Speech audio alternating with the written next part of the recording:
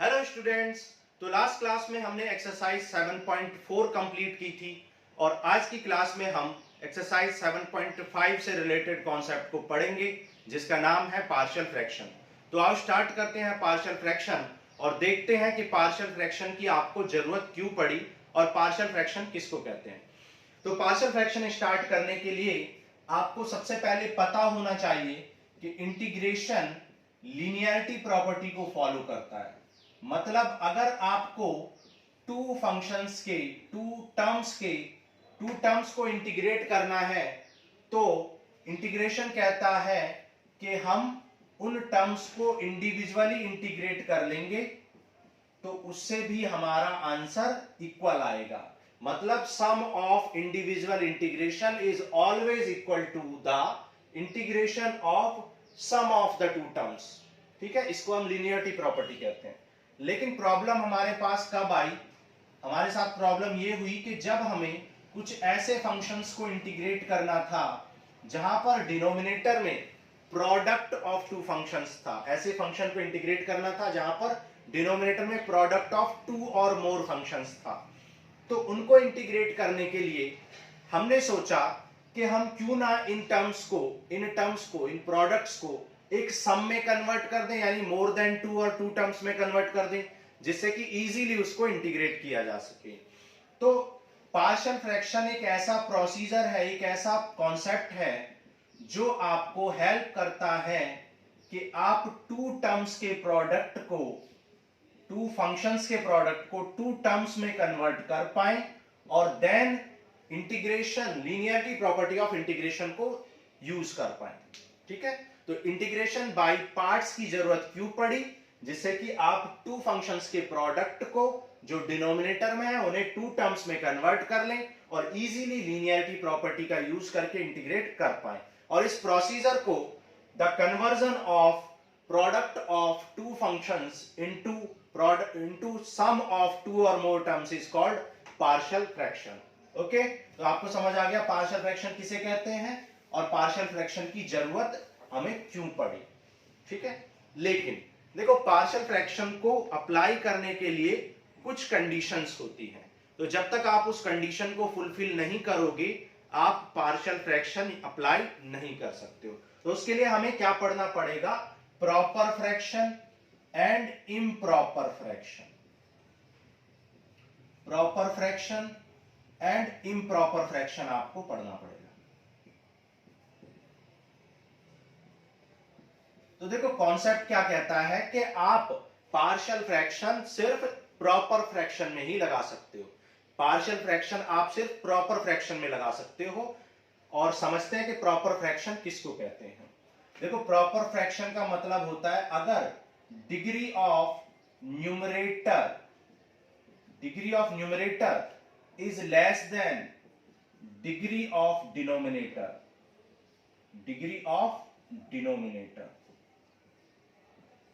अगर degree of numerator less than degree of denominator है, मतलब न्यूमरेटर की डिग्री कम है डिनोमिनेटर से, तो ऐसे फ्रैक्शन को क्या कहते हैं?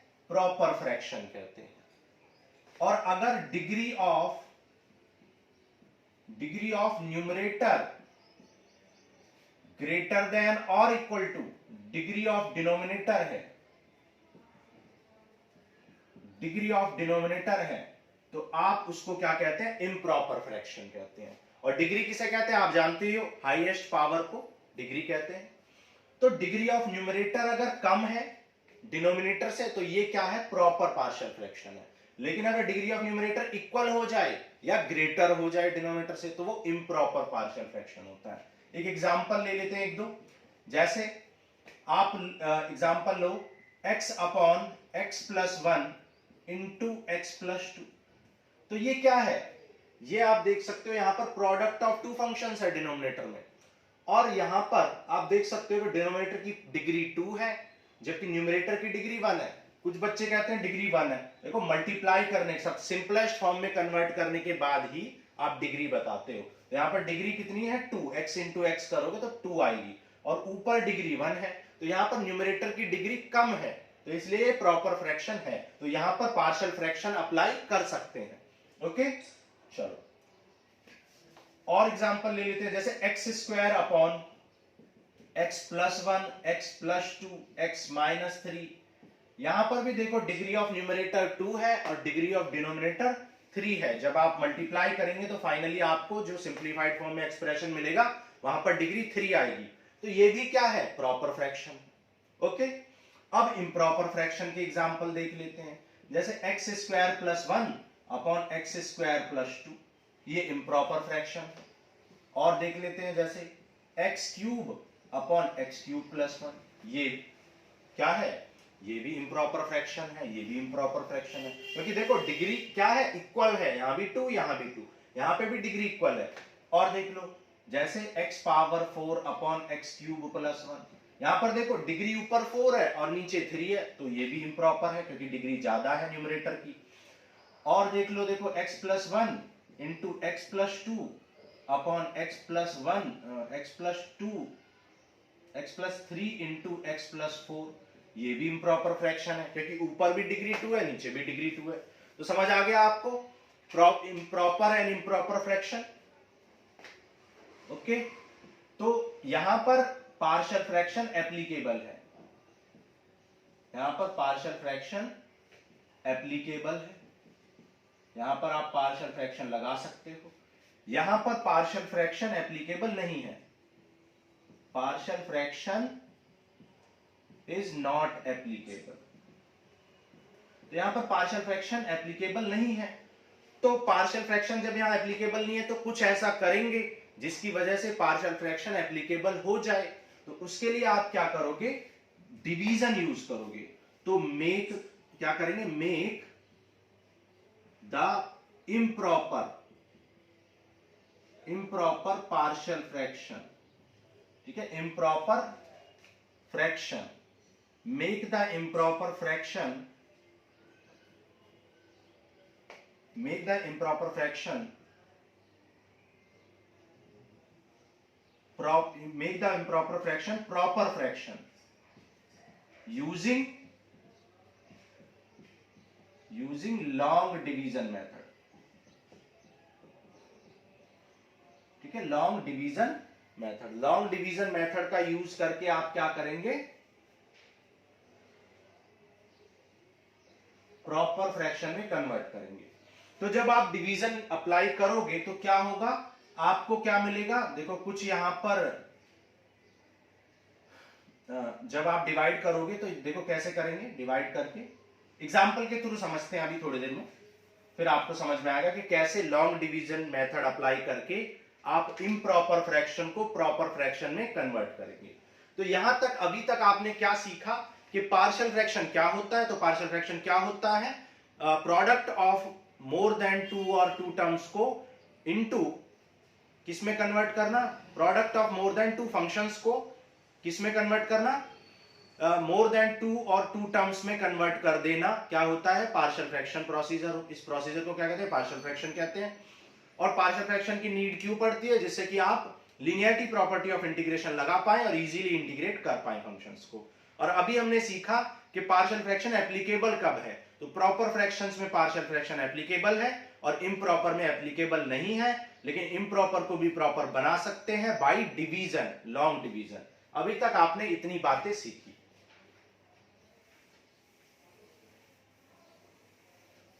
तो अब पढ़ेंगे रूल्स ऑफ पार्शियल फ्रैक्शन।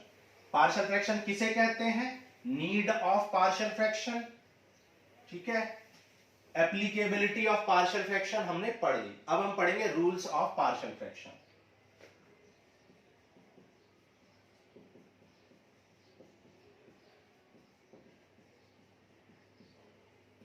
तो रूल्स ऑफ पार्शियल फ्रैक्शन, तो देखो फर्स्ट रूल क्या कहता है, रूल नंबर वन क्या कहता है कि अगर कोई function px plus q upon x plus a and x plus b इस फॉर्म में है, जहां where a is not equal to b, a is not equal to b, मतलब आप जब a और b इक्वल हो जाएंगे तो यहां पर रिपीटेड रूट्स आ जाएंगे, मतलब यहां पर रूट्स क्या होंगे, रिपीटेड आ जाएंगे, क्योंकि यहाँ x प्लस ए हो जाएगा अगर इक्वल हो गए, यहाँ भी x प्लस ए, तो x प्लस ए का होल स्क्वायर बन जाएगा।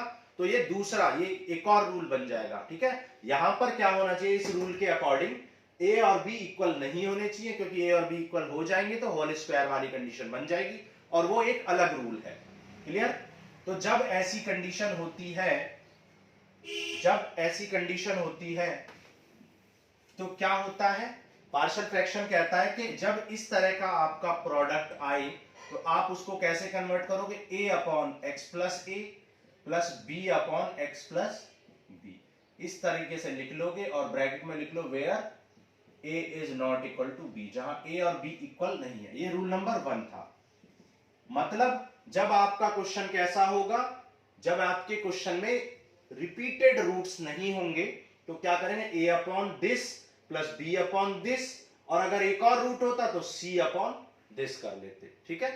तो ये हो गया रूल नंबर 1। और ये कब एप्लीकेबल है, जब a और b इक्वल नहीं होंगे, मतलब रूट्स आपके होल स्क्वायर की फॉर्म में या होल क्यूब की फॉर्म में, मतलब रिपीटेड रूट्स नहीं होंगे। तो ये रूल नंबर 1 था। अब देखो रूल नंबर 2। रूल नंबर 2 में जब a और b इक्वल हो जाएंगे तो ये रूल नंबर 2 हो जाएगा। तो रूल नंबर 2 में क्या होगा, x plus 1 into x plus 1 हो जाएगा जब a और b इक्वल हो जाएंगे, तो ये होल स्क्वायर आ जाएगा। और होल स्क्वायर वाली कंडीशन में क्या होगा, a upon x plus a plus b upon x plus a whole square. अगर यहाँ पे पावर 3 होती तो c upon x plus a whole cube कर देते, ठीक है। और यहां पर a और b इक्वल होने की वजह से रूल नंबर 2 आ गया। क्लियर। अब देखो आगे चलते हैं, रूल नंबर 3, ठीक है। अब देखो रूल नंबर 3 क्या कहता है कि अगर कोई फैक्टर है p x square plus q x plus r, और यहां पर क्या है x plus a x plus b plus minus कुछ भी हो सकता है यहां भी, और x प्लस माइनस सी, तो यहां पर क्या हो जाएगा, a upon x plus minus a, b upon x plus minus b and c upon x plus minus c. मतलब वही रूल नंबर 1 ही है ये, क्योंकि देखो ऊपर यहाँ px प्लस q है। ऐसा क्यों, क्योंकि देखो डिनोमिनेटर में पावर 2 है और न्यूमरेटर में पावर 1 है, तो ये प्रॉपर फ्रैक्शन और होना भी चाहिए, तभी पार्शियल फ्रैक्शन लग पाएगा।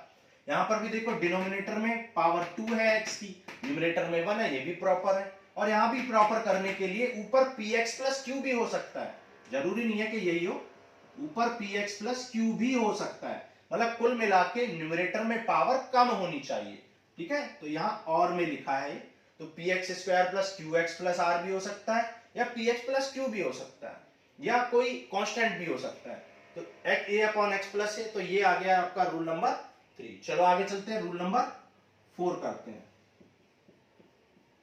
ठीक है। रूल नंबर 4 क्या है कि अगर रूल नंबर 1 और 2 को मिक्स कर दें, मतलब कैसे, जैसे p x plus q upon x plus a का होल स्क्वायर और एक्स प्लस बी या एक्स प्लस सी, इस तरह की कंडीशन हो, तो देखो यहां पर होल स्क्वायर वाली कंडीशन भी आ गई, मतलब रूट्स रिपीटेड भी है, और यहां पर अनइक्वल वाली कंडीशन भी आ गई, मतलब अनरिपीटेड भी है। तो ये रूट्स रिपीटेड है, ये अनरिपीटेड है, तो रूल नंबर 1 और 2 दोनों एप्लीकेबल हो जाएंगे।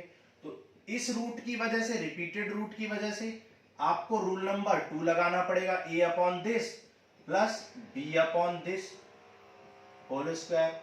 और अनरिपीटेड रूट की वजह से आप क्या लिखोगे, c upon x plus b and d upon x plus c, इस तरीके से।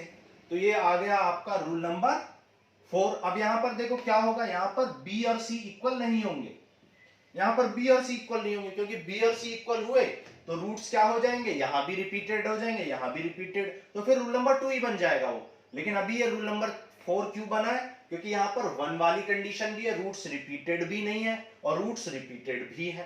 क्लियर। चलो आगे चलते हैं, देखो रूल नंबर 5 करते हैं। अब रूल नंबर 5 में क्या करना है आपको कि अब आपको ऐसा कोई एक्सप्रेशन दिया जाएगा जहां पर a x square plus b x plus c, इस तरह की कंडीशन होगी, और यहां पर x प्लस समथिंग होगा, मान लो x प्लस डी होगा, इस तरह की कुछ कंडीशन होगी।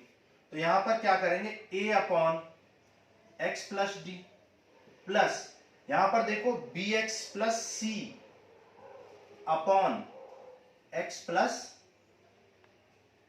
bx plus c upon ax square plus bx plus c. ठीक है, ये क्या है आपका कैपिटल सी है, ये स्मॉल सी है, ये ध्यान रखना है। ठीक है, यहां पर ये जो डिनोमिनेटर में ये सब स्मॉल सी है और न्यूमरेटर में कैपिटल सी है, तो ये आपको डिफरेंस समझना है। ठीक है, ये स्मॉल सी है सब। अब देखो आप रूल नंबर 5 में ऐसा क्या अलग है, रूल नंबर 5 में ये अलग है कि यहां पर ax square plus bx plus c is ax square plus bx plus c क्या है, कैन नॉट फैक्टराइज फर्दर।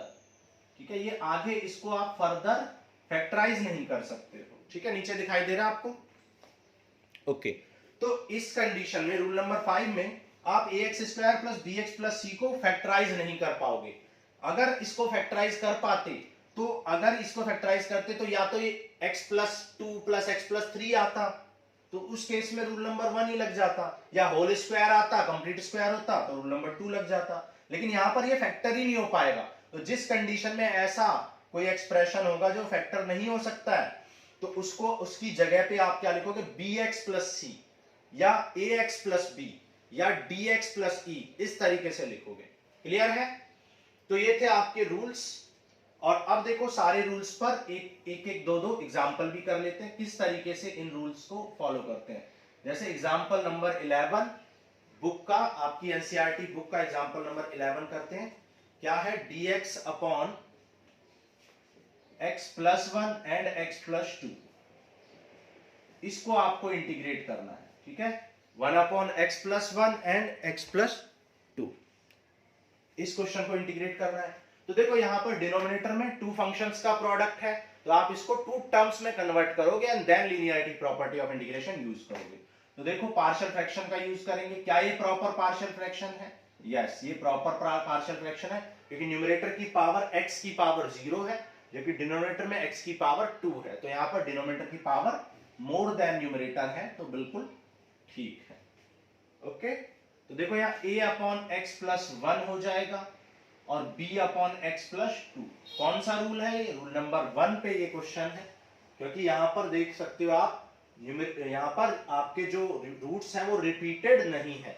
ठीक है, सॉल्व कर लो, एलसीएम ले लेते हैं। सबसे पहले क्या करते हैं, हम एलसीएम ले लेते हैं। एलसीएम लेने के बाद क्या होगा, आपका डिनोमिनेटर से डिनोमिनेटर कैंसिल हो जाएगा। जब हम एक्सरसाइज सॉल्व करेंगे तो हम ऑलरेडी डिनोमिनेटर से डिनोमिनेटर को कैंसिल कर दिया करेंगे। ठीक है, तो यहां पर आपकी इक्वेशन क्या आ गई, a into x plus 2 plus b into x plus 1। अब आप क्या करते हो नेक्स्ट स्टेप में, यहां x प्लस 1 इक्वल टू 0 करके, x प्लस 1 इक्वल टू 0 करके x की वैल्यू निकालते हो और उस वैल्यू को पुट करते हो। ठीक है, आप इसको इक्वेशन 1 लेट कर लो, इसको 2, तो put x equal to -1 in equation 2। ठीक है, इक्वेशन 2 में पुट कर दो, तो ये आ जाएगा 1 a into -1 plus 2 plus b into -1 plus 1। ठीक है, हमेशा ऐसा ही होगा कि जब भी आप वैल्यू पुट करोगे तो क्या होगा, आपका सारे फैक्टर कैंसिल हो जाएंगे, सारे टर्म्स, सिर्फ एक टर्म बचेगा, या तो a वाला या b वाला या c वाला, इस तरीके से। तो यहां पर a इंटू 1, तो a आ गया आपका 1। सिमिलरली जब यहां पर x प्लस 2 इक्वल टू 0 करोगे, ठीक है, जब आप x प्लस 2 इक्वल टू 0 करेंगे तो क्या होगा, when x plus 2 equal to 0, तो x की वैल्यू क्या आ जाएगी, x इक्वल टू -2 आ जाएगा। तो x की वैल्यू आप -2 पुट करो। ठीक है, put x equal to -2 in 2 में पुट कर दो, तो यहाँ पे 1 equal to a into -2 plus 2 और b इंटू -2 प्लस 1 हो जाएगा। 2 से 2 कैंसिल और b इक्वल टू क्या आ जाएगा, -1। तो a और b आपका आ गया। ओके, जब a और b आ गया तो आप इसको इंटीग्रेट करना था, इसको ना करके इसको कर सकते हो, क्योंकि this is equal to this, तो a की वैल्यू पुट कर दो। तो देखो यहां पर मैं कर देता हूं, a की वैल्यू पुट करो, a की वैल्यू आ गई 1, तो 1 अपॉन एक्स प्लस 1, और b की वैल्यू क्या आ गई है, -1, तो ये माइनस अपॉन एक्स प्लस 2। ठीक है, अब देखो 1 अपॉन दिस का क्या होता है, लॉग x प्लस 1, और 1 इसका क्या हो जाएगा log x प्लस 2। तो log m minus log n क्या हो जाएगा log m upon n plus some constant कर लेंगे log m minus log n। तो ये हो जाएगा आपका आंसर। दिखाई दे रहा है आपको? ओके तो इस तरीके से हमने एग्जाम्पल नंबर 11 आपकी एनसीईआरटी बुक का सॉल्व कर लिया।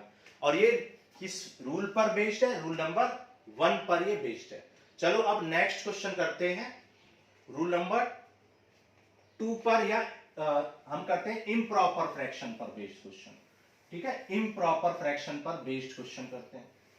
ठीक है, किस तरीके से इम्प्रॉपर को प्रॉपर में कन्वर्ट करेंगे, जैसा कि हमने बताया था, क्योंकि पार्शियल फ्रैक्शन सिर्फ प्रॉपर फ्रैक्शन में एप्लीकेबल होता है। तो जब भी हमें इम्प्रॉपर फ्रैक्शन गिवन होगा तो उसे हम किस में कन्वर्ट करेंगे?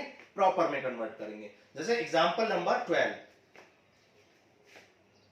एग्जांपल नंबर 12 क्या है? Integration of x square minus 5x plus 6। ठीक है, एक्स स्क्वायर प्लस 1, ये है आपका एग्जांपल 12। ओके, अब देखो यहां पर ये इम्प्रॉपर फ्रैक्शन क्यों है? क्योंकि न्यूमरेटर की पावर भी 2 है और डिनोमिनेटर की पावर भी 2 है, तो ये इम्प्रॉपर फ्रैक्शन है। तो इसको प्रॉपर फ्रैक्शन बनाएंगे। कैसे बनाएंगे? डिवीजन करके। ठीक है, डिवीजन करके इसको आप क्या बनाओगे? प्रॉपर फ्रैक्शन बनाओगे। क्लियर? तो डिवीजन देखो यहां पर हम कर लेते हैं। कैसे करते हैं डिवीजन? देखो डिवीजन आपको आना चाहिए। आप पावर को हमेशा x की, मतलब न्यूमरेटर डिनोमिनेटर की पावर को हमेशा डिक्रीजिंग ऑर्डर में लिख लेते हैं। ठीक है, higher power and then lower power. अब देखो यहां पर x कर 1 से कर दो, 1 से, तो 1 इंटू एक्स स्क्वायर क्या हो जाएगा? X square, 1 into 5x 5x, 1 into 6 6। Sign change कर लेंगे तो ये हो जाएगा कैंसिल, ये हो जाएगा प्लस, ये माइनस, तो ये हो जाएगा 5x माइनस 5। ठीक है, 5x माइनस 5 आ जाएगा। ये आपने डिवाइड कर दिया। अब देखो इसको जब आपने डिवाइड किया तो कितनी बार डिवाइड हुआ? 1 टाइम डिवाइड हुआ। और अभी 5x माइनस 5 में डिवीजन बाकी है। 5x माइनस 5 में डिवीजन बाकी है x square minus 5x plus 6 का। 1 टाइम डिवाइड हो गया और 5x माइनस 5 में अभी डिवीजन बाकी है, तो मैंने लिख दिया इस तरीके से। क्लियर? अब देखो एक्स स्क्वायर माइनस 5x, तो इसको अब इसकी वैल्यू ये आ चुकी है, इसको क्या लिख सकते हैं? 5x minus 5। और देखो x square minus 5x plus 6 को जब आप फैक्टर करोगे तो क्या आ जाएगा? x minus 2 into x plus 3। Okay, तो अब आपको अब आप इस क्वेश्चन को ये लेके आ चुके हो। अब ये देखो, ये टाइप 1 का ही क्वेश्चन आ गया, क्योंकि यहां पर देखो ये प्रॉपर फ्रैक्शन बन चुका है और यहां पर रूट्स रिपीटेड भी नहीं है, तो ये टाइप 1 का क्वेश्चन है। तो बस अब हम इसको पार्शियल फ्रैक्शन कर लेंगे। तो कैसे करेंगे? 5x minus 5 upon x minus 2 into x plus 3, तो ये हो जाएगा a upon x minus 2 plus b upon x plus 3। ठीक है, अब देखो यहां पर एक रूल और होता है। लास्ट में हमने क्या किया था, जब प्रीवियस एग्जांपल नंबर 11 में हमने क्या किया था कि एलसीएम लेने के बाद यहां से x की वैल्यू हमने निकाली थी और वो पुट की थी। अब हम उसके अलावा एक और रूल भी यूज कर सकते हैं, पावर्स को कंपेयर कर सकते हैं। जैसे ax plus 3a plus bx minus 2b, तो यहां पर 5x minus 5 equal to x, देखो यहां पर कॉमन है तो क्या बचेगा? a प्लस b और प्लस 3a माइनस 2b। अब यहां पे coefficients of power of x को इक्वेट कर लेंगे। जैसे यहाँ x की पावर 1 का कोफिशिएंट क्या है? 5, और यहाँ x की पावर 1 का कोफिशिएंट a प्लस b है, तो a plus b should be equal to 5। क्यों? क्योंकि जब a प्लस b की वैल्यू 5 होगी तभी तो इस साइड भी 5x आएगा, इस साइड भी, तभी तो दोनों इक्वल होंगे। तो a प्लस b 5 के इक्वल है। And 3a minus 2b, 3a minus 2b किसके इक्वल है? क्योंकि यहां पर कांस्टेंट टर्म है तो इधर कांस्टेंट टर्म माइनस 5 है, तो ये माइनस 5 हो जाएगा। ठीक है, तो a प्लस b की वैल्यू ये, 3a माइनस 2b की वैल्यू है। एलिमिनेशन मेथड लगा के आप a और b फाइंड कर लोगे और यहां पर वैल्यू पुट करके आप क्या कर लोगे? इंटीग्रेट कर लोगे। तो ये था एग्जांपल नंबर 12। चलो आगे बढ़ते हैं। देखो एग्जांपल 13 करते हैं। ठीक है, इसको इरेज कर देते हैं। अब देखो एग्जांपल 13 रिपीटेड रूट्स पर बेस्ड है। एग्जांपल नंबर 13 आपका रिपीटेड रूट्स पर बेस्ड है।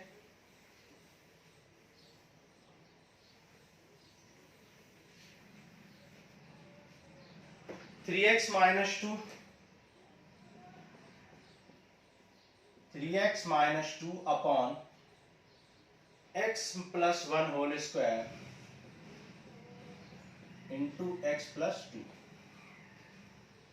तो ये आपका क्वेश्चन x प्लस थ्री, ये आपका क्वेश्चन रिपीटेड रूट्स भी इसमें है और अनरिपीटेड रूट्स भी हैं, क्योंकि यहाँ पर x plus one into x plus one है, दो बार है, और x प्लस थ्री भी है। तो यहाँ पर आप रूल नंबर 4 कह सकते हो, क्योंकि यहाँ पे रूट्स रिपीट भी हो रहे हैं और रूट्स रिपीट नहीं भी हो रहे हैं।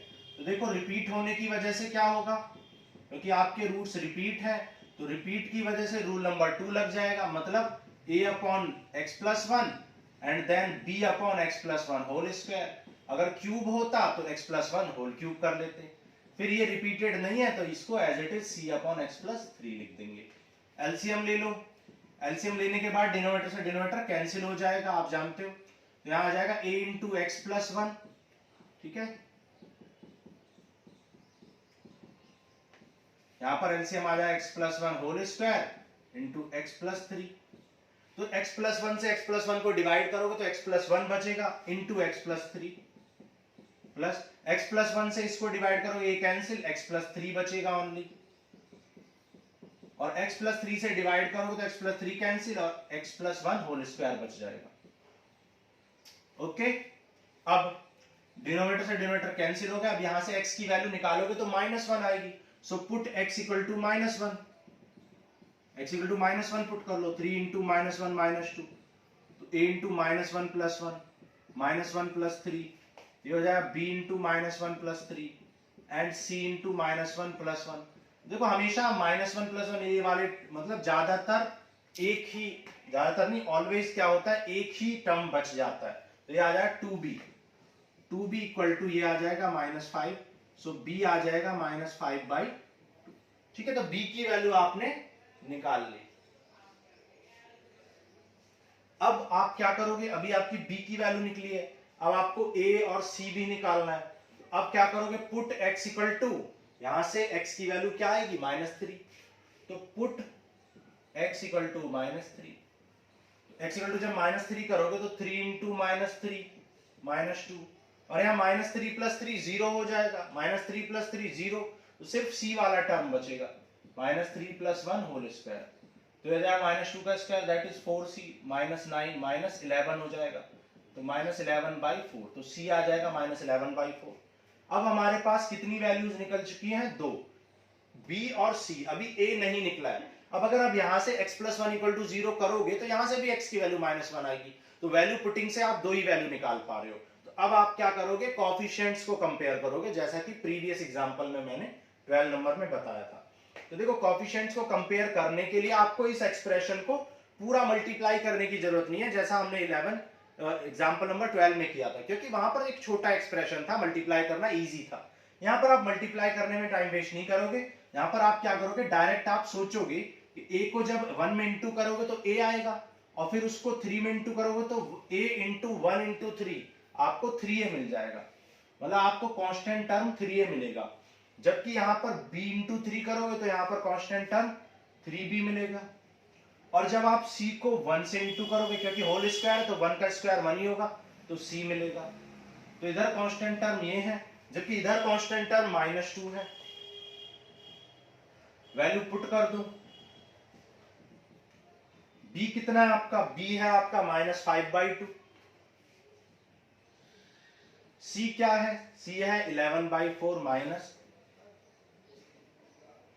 सॉल्व कर लो, 3a 15 by two minus 11 by four, 3a equal to क्या आ जाएगा minus two plus 15 by two plus 11 by four, LCM ले लो 4, तो आ जाएगा माइनस 8 30 प्लस 11, तो 41 माइनस 8 33 बाई फोर आ जाएगा, तो 3 से 3 कैंसिल, तो a आ जाएगा 11 बाई, a आ गया आपका 11 बाई फोर एंड b आ गया आपका minus 5 by two and c आ गया था minus 11 by four.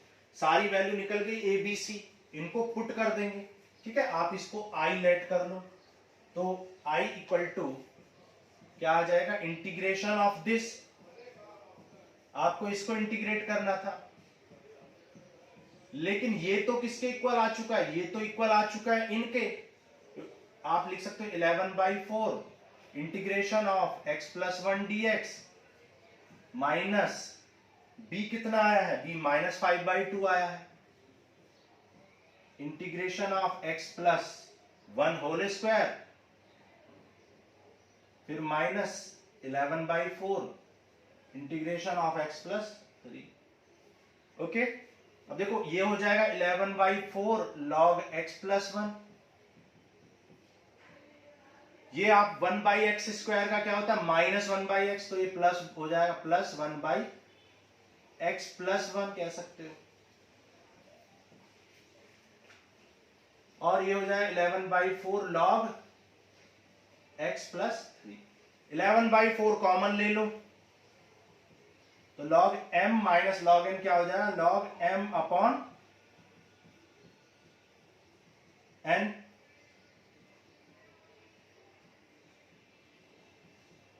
Plus some constant कर देंगे। ठीक है, ये आ गया आपका क्वेश्चन नंबर 13 का आंसर। एक बात चेक कर लेते हैं, 11/4 बिल्कुल ठीक है। चलो, तो ये आ गया आपका 13 नंबर क्वेश्चन।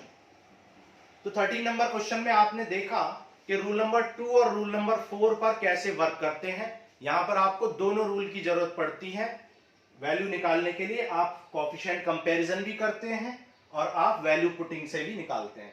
ओके, चलो आगे करते हैं 14 number question. Example number 14।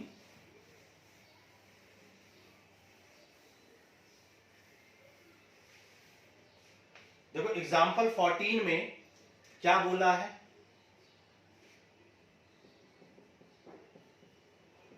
Integration करना है x² upon x² + 1 x² + 4 dx, ये है।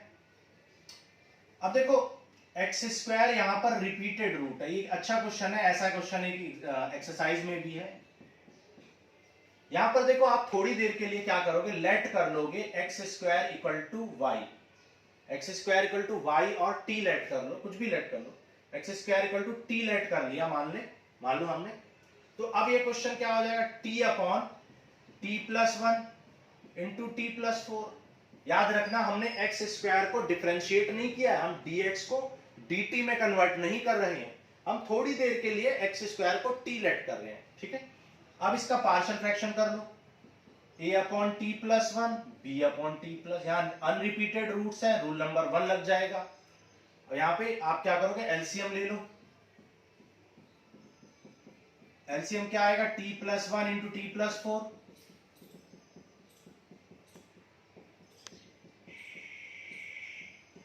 t+1 से t+ मतलब डिनोमिनेटर से डिनोमिनेटर कैंसिल हो जाएगा, और यहां से t की वैल्यू -1 पुट कर लो, पुट t = -1, फिर पुट t = यहां से क्या आएगा, -4 आ जाएगा। ठीक है, तो जब आप -1 पुट करोगे तो ये आ जाएगा -1 और a इंटू -1 + 4, और यहाँ -1 + 1 0 हो जाएगा, तो वो हम नहीं करेंगे। a आ जाएगा आपका -1/3। सिमिलरली b निकाल लो, सिमिलरली आप t = -4 पुट करो, तो यहाँ पे -4 + 4 ये टर्म 0 हो जाएगा, तो -3b = -4, सो b = क्या आ जाएगा, 3/4, 4/3। a और b आपका निकल चुका है, a और b की वैल्यू आप यहां पर पुट कर देंगे। आपको इंटीग्रेट करना था x² upon x² + 1 into x² + 4 को, लेकिन इसको आप ला चुको a अपॉन t+1, तो a कितना है, a है -1/3, और b कितना है, b है 4/3।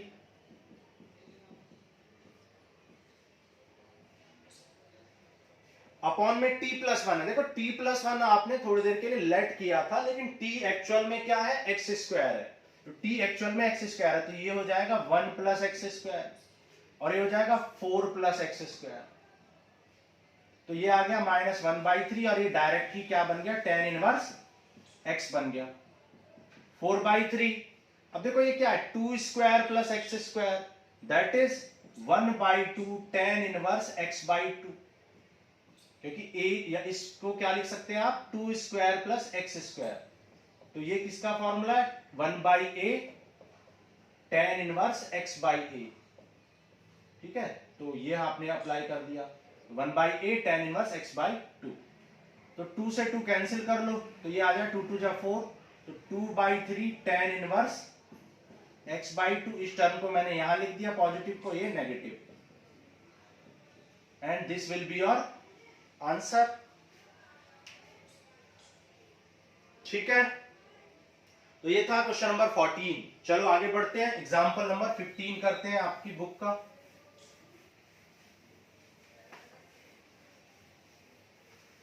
देखो एग्जाम्पल 15 अच्छा क्वेश्चन है ये। एग्जाम्पल नंबर 15 कह रहा 3 sin 5 minus 2 cos 5 d 5 upon 5 cos square 5 minus sine 4 sin 5। देखो ये क्वेश्चन है आपका, अच्छा क्वेश्चन है, इसको सही से समझते हैं। देखो यहां पर साइन भी है और कॉस भी है, तो अगर आप साइन को t लेट कर लें, let t equal to sine 5, तो dt इक्वल टू क्या आ जाएगा, cos 5 d 5। तो आप इस cos 5 d 5 को क्या लिख पाओगे, dt लिख पाओगे। और इस 3 साइन को क्या लिख सकते, 3t माइनस 2 5 माइनस, देखो ये cos स्क्वायर है, और आप जानते हो cos स्क्वायर 5 इक्वल टू क्या होता है, 1 minus sine square 5। Sine square theta plus cos square theta equal to 1, identity. तो ये हो जाएगा 1 माइनस टी स्क्वायर। तो cos स्क्वायर 5 को आप क्या लिख पाओगे, 1 माइनस टी स्क्वायर, और साइन को t। तो पूरे फंक्शन को आपने t में कन्वर्ट कर लिया। सॉल्व कर लो इसको, तो ये हो जाएगा टी स्क्वायर, और ये -4t है, -1 एंड 5 प्लस 4। ओके, ये आ गया। अब देखो ये क्या है, ये आपका होल स्क्वायर बन गया, 3t minus 2 into d t upon, देखो ये a square plus b square, या फैक्टर कर लो आप, फैक्टर क्या आएगा इसका, t minus 2 into t plus t minus 2, या t माइनस 2 का होल स्क्वायर, सीधा आपको दिख रहा है a square plus b square minus 2ab। तो ये आ जाएगा t माइनस 2 का होल स्क्वायर। ओके, अब इसको आप पार्शियल फ्रैक्शन कर लो। ठीक है, तो जब पार्शियल फ्रैक्शन करोगे तो 3t माइनस 2 अपॉन t minus 2 whole square, repeated roots है, रूल नंबर 2 लग जाएगा, t माइनस टी और t माइनस टी का होल स्क्वायर। तो एलसीएम ले लो, तो ये आ जाए a into t minus t plus b, यहां पर डिनोमिनेटर से डिनोमिनेटर कैंसिल हो जाएगा, तो यहां आ गया 3t minus 2 equal to a into t minus 2 plus b। यहां से t माइनस 2 इक्वल टू 0 करोगे तो t की वैल्यू 2 आएगी, तो put t equal to 2, t equal to 2 put कर दो।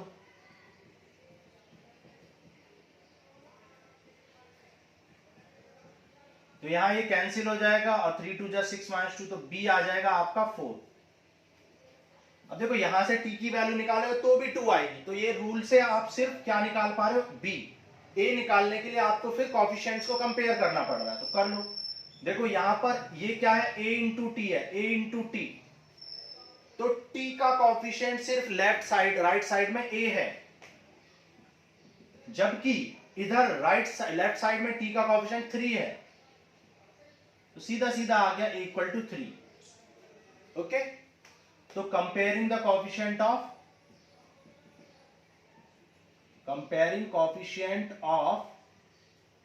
t, ठीक है, by comparing coefficient of t, a equal to क्या आ गया आपका, 3 आ गया।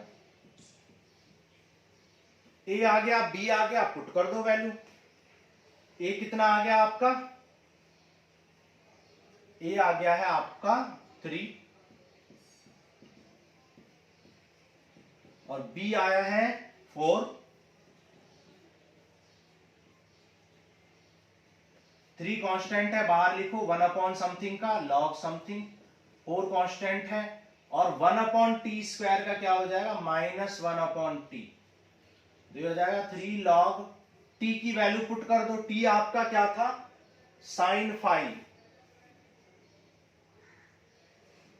-2 और ये हो जाएगा देखो 4 -4 upon sin phi -2 and plus some constant and this will be your answer. अब देखो गलती से भी ऐसा नहीं करोगे कि यहां पर t की वैल्यू आप sin फाई पुट कर दो, जैसे प्रीवियस क्वेश्चन में की थी वैसे नहीं करोगे, क्योंकि आपने dt में कन्वर्ट कर लिया था d फाई को। तो अब आपका फंक्शन t के रेस्पेक्ट में ही इंटीग्रेट होगा, तो आप t को t रहने देंगे। ये बातें आपको छोटी छोटी पता होनी चाहिए। चलो आगे करते हैं, देखो क्वेश्चन नंबर 16, एग्जांपल 16 करते हैं।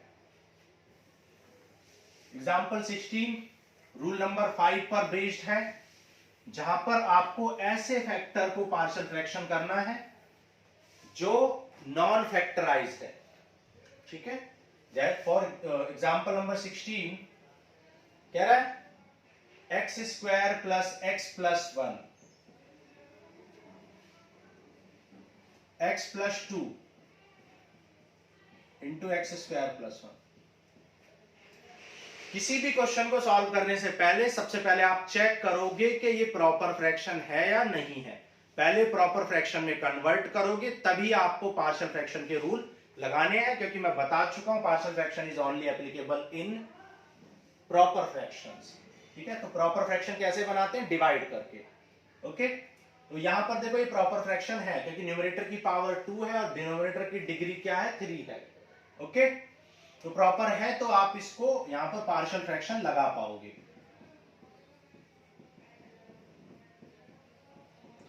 क्या करेंगे, देखो a अपॉन एक्स प्लस 2, लेकिन एक्स स्क्वायर प्लस 1 को आप फैक्टराइज नहीं कर पा रहे हो, तो इसलिए यहां पर क्या लिखोगे, bx plus c। Okay, LCM ले लो। एलसीएम लोगे तो डिनोमिनेटर से डिनोमिनेटर कैंसिल हो जाएगा।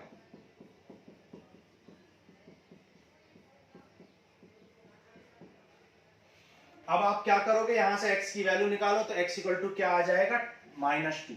सो पुट x इक्वल टू -2। ठीक है, x प्लस 2 इक्वल टू 0 करोगे तो -2 पुट करो यहां पर। -2 का स्क्वायर 4 -2 प्लस 1, -2 का स्क्वायर 4 प्लस 1। यहां पे -2 प्लस 2 0 हो जाएगा, 0 इंटू एनीथिंग ये 0 हो जाएगा। 5 -2 3, तो a आ गया आपका 3/5। a निकल गया, लेकिन अभी a निकला है, अभी आपका b और c निकलना बाकी है। लेकिन यहां से आप x की वैल्यू निकालोगे तो इमेजिनरी आएगी, क्योंकि x square plus 1 equal to 0, so x square equal to -1, so x equal to plus minus i आ जाएगा। इमेजिनरी में हमें आंसर नहीं देना है, तो हमें क्या करना पड़ेगा, यहां पर आपको पावर कंपैरिजन करना पड़ेगा, जो हमने सेकंड मेथड बताया था आपको एबीसी की वैल्यू निकालने का। तो पावर कंपैरिजन कैसे करोगे, देखो यहाँ कांस्टेंट टर्म कितना, a इंटू 1 कांस्टेंट टर्म है प्लस, और यहाँ c इंटू 2 कांस्टेंट टर्म है, दैट इज 2c, और इधर कांस्टेंट टर्म 1 है। a की वैल्यू पुट कर दो तो आपको यहां से c मिल जाएगा। तो c कितना आ जाएगा, 5 1 - 3/2 that is 2/3, so 2c 2/3, so c आ जाएगा 1/3। ओके, c आ गया। अब आपको क्या निकालना बाकी रह गया है, b। तो अब आपको और बाकी पावर्स को कंपेयर करना पड़ेगा, जैसे हम x पावर 2 को कंपेयर कर लेते हैं, क्योंकि सबसे लोएस्ट पावर मतलब कांस्टेंट टर्म और सबसे हाईएस्ट पावर को कंपेयर करना इजी होता है, जल्दी से आइडेंटिफाई कर पाते हो आप, क्योंकि जब आपको a इंटू एक्स स्क्वायर होगा तभी एक्स स्क्वायर वाला टर्म आएगा, और b इंटू एक्स होगा तभी बी एक्स स्क्वायर आएगा, एक्स स्क्वायर वाला टर्म आएगा, और यहाँ पे एक्स स्क्वायर वाला टर्म 1 है। तो यहां पर लिख सकते हो आप comparing coefficients of x square both side. ठीक है, तो बोथ साइड कर दो। यहाँ पे एक्स स्क्वायर का कोएफिशिएंट 1 है, और यहाँ पर एक्स स्क्वायर का a है, और यहाँ पर एक्स स्क्वायर का कोएफिशिएंट b है, तो a plus b equal to 1। a already 3/5 आ गया, तो b आ गया 1 माइनस 3/5 दैट इज 2/5। ठीक है, दिखाई दे रहा है नीचे? तो 2/5 आ गया आपका b। a b c सब कुछ फाइंड हो चुका है, बस अब आपको इंटीग्रेट करना है। तो इंटीग्रेट करना था इसको, और ये किसके इक्वल आ चुका है? इसके। तो यहां पर i इक्वल टू हो जाएगा a अपॉन एक्स प्लस 2 का इंटीग्रेशन। a कितना आ चुका है? 3/5। a की वैल्यू 3/5 कांस्टेंट है, बाहर लिख लो। b कितना आ चुका है? 2/5। तो b की वैल्यू 2/5, और b के साथ में x भी है, x upon 1 plus x square dx plus c आपका आ चुका है 1/3। तो 1/3 dx upon 1 plus x square. देखो ये आ जाएगा 3/5 log x प्लस 2। यहां पर आपको 1 प्लस एक्स स्क्वायर को t लेट करना पड़ेगा। तो t लेट करोगे तो क्या आ जाएगा? 1/2 dt। ठीक है, log t। ठीक है, मैंने शॉर्टकट में कर लिया, आप इसको t लेट करो, ऊपर dt/2 आ जाएगा। 2 से 2 कैंसिल कर लो, और ये हो गया tan inverse x plus some constant. यहां से 2 से 2 कैंसिल, तो 1/5 आ जाएगा। ठीक है, तो एक बार आंसर देख लेते हैं। 3/5 log x plus 2, 1/5 log x 1 plus x square and 1/5 tan inverse x। c की वैल्यू आ रही थी 1/5, हमने कुछ, हाँ यहाँ 1/5 था, क्योंकि 1 माइनस 3/5 करोगे तो 1/5 आ जाएगा, तो इसको ठीक कर लेना। तो c की वैल्यू आ जाएगी 1/5। ओके, बाकी आपका क्वेश्चन बिल्कुल ठीक है।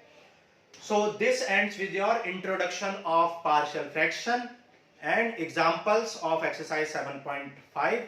अब नेक्स्ट क्लास में हम करेंगे exercise 7.5। Thank you.